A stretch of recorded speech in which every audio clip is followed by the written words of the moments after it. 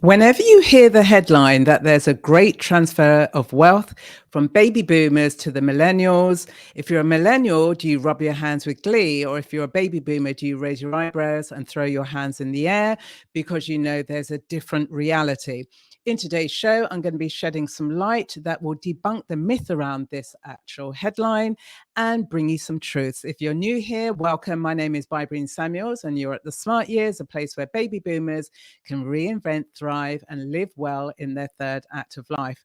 So there is this trending headline. It's been around for a few months, and it will only continue to grow through the media and on the internet, that there's this great transfer of wealth. So that's the narrative, which really extends into the fact that we as baby boomers were born between 1946 and 1964, and we are rolling around in money to the tune, for the US market alone, it's $90 trillion that we can't wait to bequeath to our millennial children.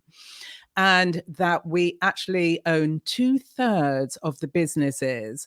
And as a result of that, we've got nothing better to do with all of this money. But we need to dive into some of the figures. So there's 90 trillion apparently within the US economy. And then just think about all the baby boomers that are around the world. And for the US, there are 75 million baby boomers who will retire in 2030. Now, that applies to all baby boomers because by then, all of us will be 65 years old. And if we have enough in terms of our retirement savings, then we may retire. And if not, we will continue to work in, which will actually account for the majority of people. But baby boomers, yes, we may or may not have this money, but we need to unravel the myth. And the myth is that actually we're living longer. Now, this is a pressing problem for governments right around the world, and they haven't come up with a solution as to how to accommodate the demographics of populations, the global populations that are living longer. It's not only us as baby boomers who can be living into our 90s and 100s, it's also the generations that follow behind us. So even if we do have a largesse of money, and really that only applies to the top 1% in America, but let's extend that to, let's say, the top 1 to 2% right around the world who are deemed wealthy. And if they are wealthy, then yes, their children, their families will be taken care of for generations.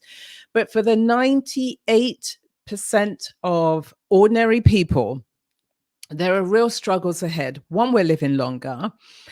So whatever pension, retirement savings we may have, it's going to have to carry us for at least another 10 to 15, 20 years beyond. There's rising health costs. And as health costs rise, there's a number of baby boomers who will be living longer, but with ill health. If you're living into your 80s and 90s and you might be living alone, then you may need to have somebody who's going to help you on your day-to-day journey of life. And so therefore, you're going to have to pay that person. So there's rising health costs, or you might be taken into a nursing home.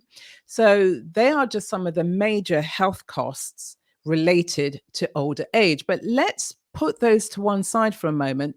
Even if baby boomers do have money, and I'm talking about the 98% where, they may have £75,000, what's going to happen is beyond the medical costs, there's going to be lifestyle costs in terms of travel, for example, or interests and experiences. So whatever money is left really is, maybe the reality of it is, there's no legacy. There is no largesse to hand over, or there might be a few £1,000s. There may be assets in the form of a home.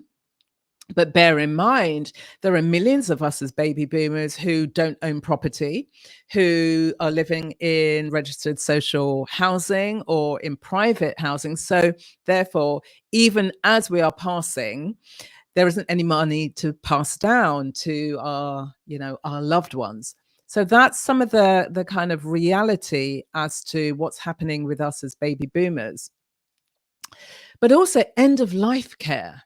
This end of life care is going to be increasingly more costly. On top of all of this, we've got the tax implications. Now, there's inheritance tax. So if there's inheritance tax and there are assets, then there's going to be, taxes on that. But currently, there are a number of countries that have abolished inheritance tax because they realize it doesn't generate a lot of income for the treasury. And you've got countries like Australia and New Zealand and Canada and Norway and Portugal.